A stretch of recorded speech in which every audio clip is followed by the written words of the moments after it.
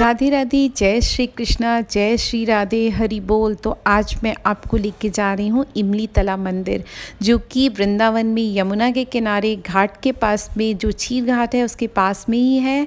और बहुत ही खूबसूरत मंदिर है, एक अलग ही फीलिंग आती है। भगवान ने, श्री कृष्ण और राधा ने यहाँ पे बहुत सारा टाइम स्पेंड किया है। बाद में चैतन्य महाप्रभु जी ने, गौरांग महाप्रभु ने भी यहाँ पे संकीर्तन किया है। तो ऐसी मान्यता है, ऐसा कहा जाता है, ये है इसकी मतलब स्टोरी।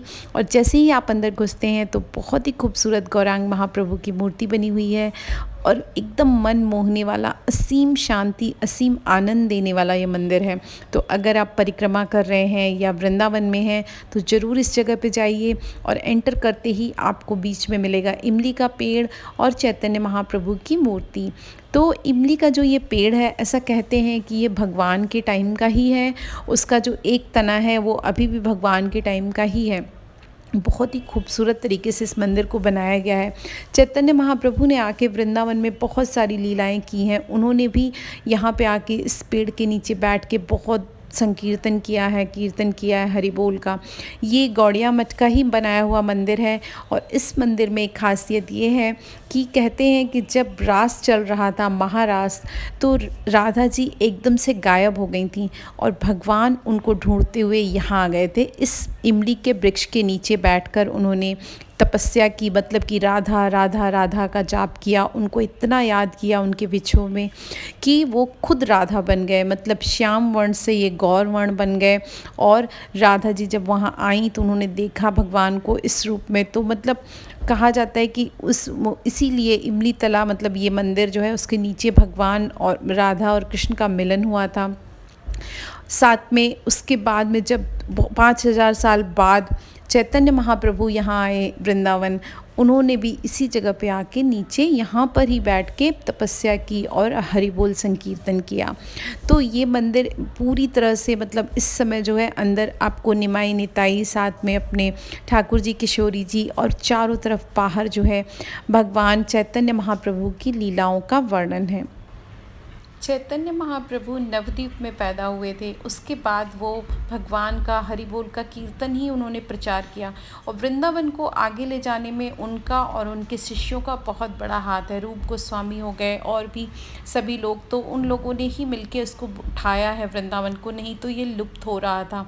और वृंदावन में ये देखिए, इस मंदिर में निमाई निताई और साथ में ठाकुर जी, किशोरी जी, बहुत ही खूबसूरत मंदिर है। ये दृश्य जो विग्रह रखे हुए हैं बहुत ही खूबसूरत है। चैतन्य महाप्रभु का बचपन का नाम निमाई था और उनके जो प्रमुख शिष्य से, सबसे पहले शिष्य जो थे नित्यानंद स्वामी, वो निताई। तो निमाई निताई उनका, और साथ में जो है यहाँ पे ठाकुर जी, किशोरी जी हैं। तो बहुत ही खूबसूरत विग्रह हैं और देख के मन एकदम मनमोहित हो जाते हैं हम लोग, मतलब वहाँ से आने का मन नहीं होता है। ऐसा भी बताया जाता है कि यहाँ पे राधा रानी का अभिषेक हुआ था इसी वृक्ष के नीचे। राधा रानी जो है वो ब्रज की राजा या रानी थी, तो उनका अभिषेक हुआ था। सारे देवी देवताओं ने उनको आशीर्वाद दिया था इसी वृक्ष के नीचे। तो इसलिए भी एक इससे जुड़ी हुई मान्यता है। साथ में राधा रानी ने पकी हुई इमली को, ब्रज में कहीं भी पकी हुई इमली नहीं मिलती है। क्यों नहीं मिलती है? राधा रानी एक बार ब्रज में जा रही थी इसी रास्ते से और उनके पैर के नीचे इमली आ गई पकी हुई, और पैर फिसल गया और उनको चोट लग गई थी। तो उस समय उन्होंने, वो भगवान की सेवा, ठाकुर जी की सेवा में जा रही थी और ऐसा हुआ था। तो उन्होंने कहा कि यहाँ पे कभी पकी इमली नहीं होगी। जैसे मुझे चोट लग गई है ऐसे ही किसी और को भी लग सकती है जो भगवान की सेवा में जा रहा हो।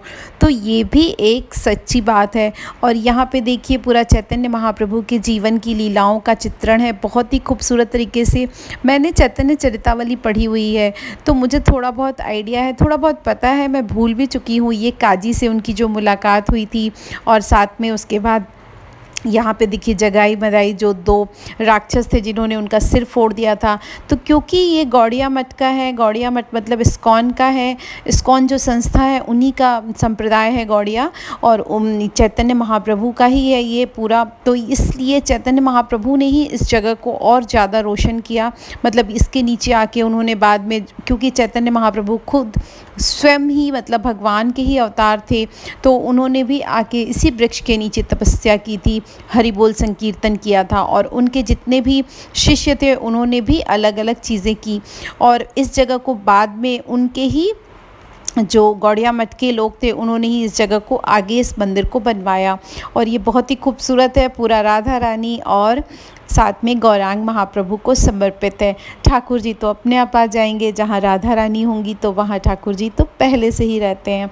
तो बस इस तरीके से ये मंदिर है, आप ज़रूर यहाँ आइए। और पूरी परिक्रमा जब आप करते हैं तो चारों तरफ गौरांग महाप्रभु के पूरे वो सारी प्रतिमाएं बनी हुई हैं, पेंटिंग्स बनी हुई हैं, जिनको देख के बहुत ही अच्छा लगता है। और इस मंदिर में ज़रूर एक बार आना चाहिए। इमली तला मंदिर परिक्रमा मार्ग पे ही है, बहुत ही आसानी से आप आ सकते हैं। और राधा रानी का अभिषेक हुआ था इस जगह पे। भगवान ने राधा रानी के लिए यहाँ पे तपस्या की थी, राधा राधा नाम का जाप किया था। और साथ में गौरांग महाप्रभु ने भी यहाँ पे संकीर्तन किया, यहाँ पे तपस्या की है। तो ये जगह बहुत ख़ास है, तो यहाँ ज़रूर दर्शन करने आइए। और पसंद आता है वीडियो मेरा तो लाइक ज़रूर करिएगा, फ्रेंड्स फैमिली के साथ शेयर ज़रूर करिएगा। और मेरे बहुत सारे वीडियोज़ हैं वृंदावन के, वो देखिएगा, जगन्नाथपुरी के हैं वो देखिएगा, नवदीप धाम के हैं वहाँ के देखिएगा। और अगर आप चाहें तो सिंगापुर के व्लॉग्स भी देख सकते हैं। थैंक यू, मिलते हैं नेक्स्ट वीडियो में। लाइक करिएगा, कमेंट करिएगा, और पहली बार अगर चैनल पे आए हैं तो सब्सक्राइब करना मत भूलिएगा। राधे राधे, जय श्री कृष्णा, हरि बोल।